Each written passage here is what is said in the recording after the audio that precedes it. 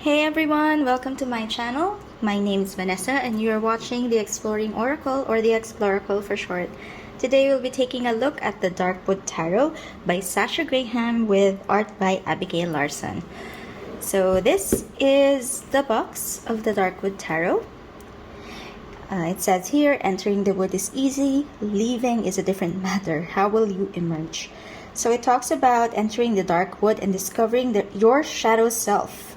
So it's more of like it's marketed as like a shadow work deck. So this is the box. It's published by Llewellyn and it's $31.99 US. So let's take a look at what's inside. It has a magnetic closure and this is what the inside of the box looks like. And let's take a look at your guide to the Darkwood Tarot. So this is a pretty decent guidebook. It's full color, as you can see. And then let's take a look at the table of contents. So you have some information about Sasha Graham and the artist Abigail Larson. Okay, so for the table of contents, you have here reading the wood. So we have some introduction, intro on Once Upon a Time. It's the start of the story because it's actually written like a storybook kind of book wherein you follow this particular character through the dark wood, which is really interesting. So Once Upon a Time, an intro on your shadow self, about a book of shadows, and some other information here. It also talks about some spreads as well as, and then you go into the meanings of the cards of the dark wood.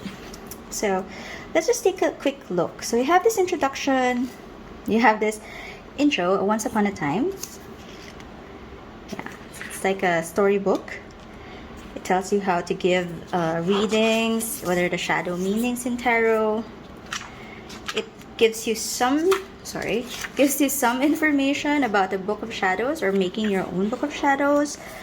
What sections and ideas could be inside your book of shadows here. Alchemical questions. And let's just take a look. Some enchantments. Talks about recurring patterns. The numerology of it all. The 4 suits. Their elements. The court cards. And then you have your spreads. So it's a pretty decent introduction even before you go into the actual cards. You have a lot of information that you can get into. Okay, and then it starts here. Basically, it gives you an introduction about introducing the character or the shadow witch. So that is you, and that and you basically follow the shadow witch's journey through the cards. So that's a pretty interesting take on it, on this particular book.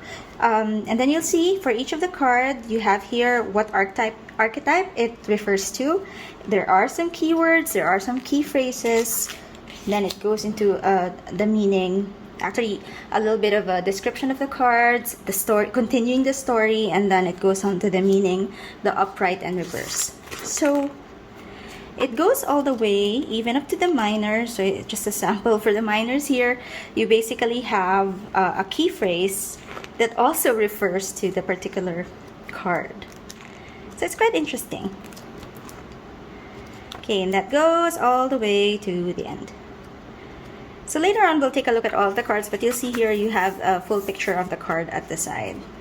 So sorry, the pages are a bit glossy, so they are reflecting a bit from my light. Okay, and then you just have an epilogue here, and that is the guidebook. So very interesting read. It's a pretty good guidebook as far as guidebooks go. Okay, and then let's start on with the cards. So these are the cards, and these are the backs.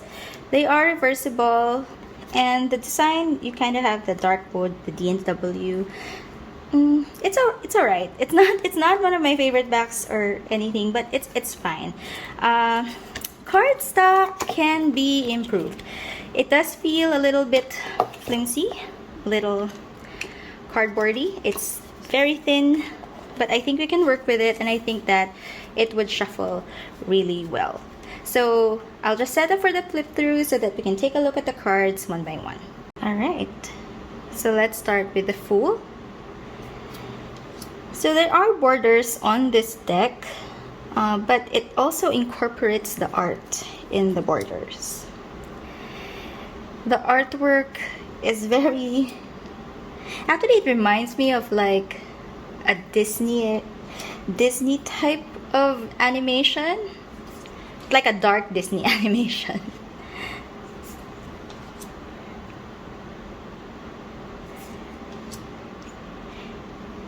It's very how should I say it? It's like a very fairy tale vibe for all of the cards, because you are essentially following a character through a story. And I think it's really well illustrated. The symbology is there in the cards. So if you're drawn to this type of art, it's, I think, worth taking a look at. Lovely star. Moon.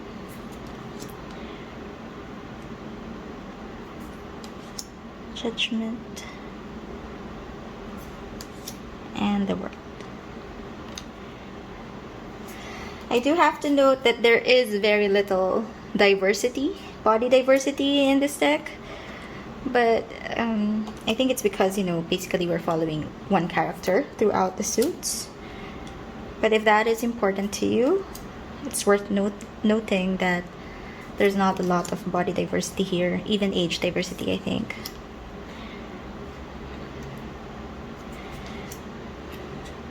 It really looks like an animation to me, like a fairy tale animation.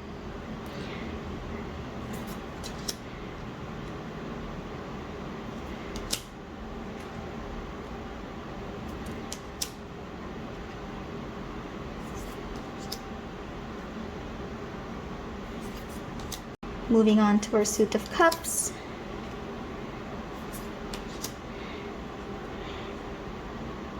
And if you go through the guidebook, later on we'll pick a card and we'll read through it. It actually does kind of go into the more shadowy meanings of the cards. So it's a good shadow deck. Although I mean, any deck can be good for shadow work, I think.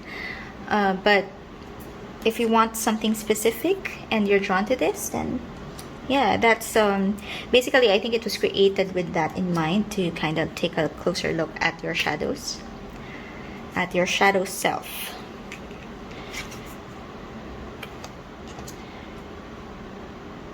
They look like elves from Lord of the Rings. Moving on to my favorite suit. This is lovely. Lovely Two of Swords. Very much RWS based.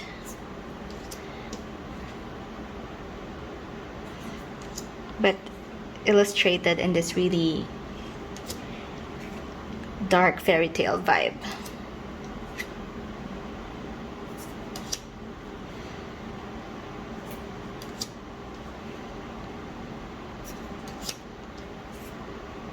Page.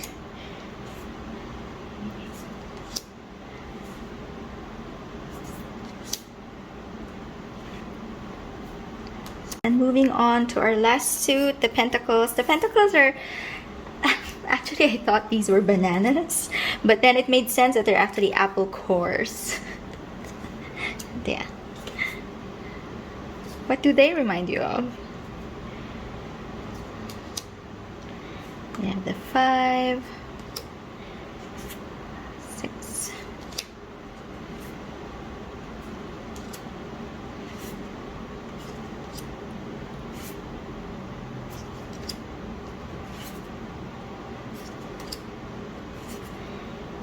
Page, Knight,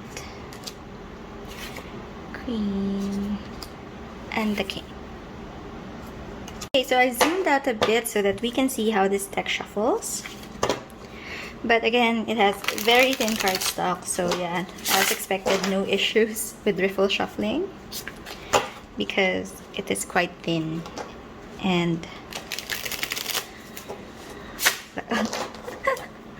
I'll do that one more time just to show that I actually know how to shuffle. Not very well, but I do know how. There you go. Okay. And then you can also do overhand.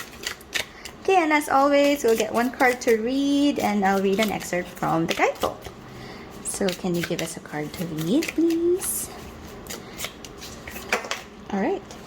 So we'll just pick the top one. We will be reading for the High Priestess. Okay, so we will be reading for the High Priestess, and let me just show you the entry on the book.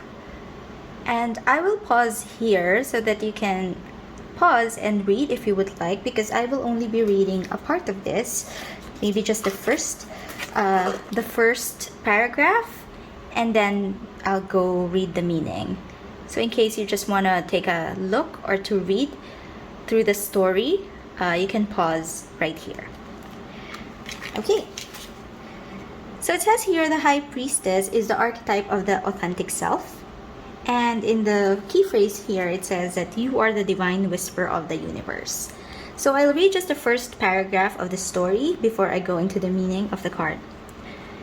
The Shadow Witch feels water tickle her toes. She wonders if she's wandered into a puddle or a stream. Silky liquid floods the path. Gaping trees groan as they teepee in towards each other, their branches reaching high for a full moon they will never touch. Lunar sparkles glisten across the deluge. Out of the mist and moisture, a figure takes shape.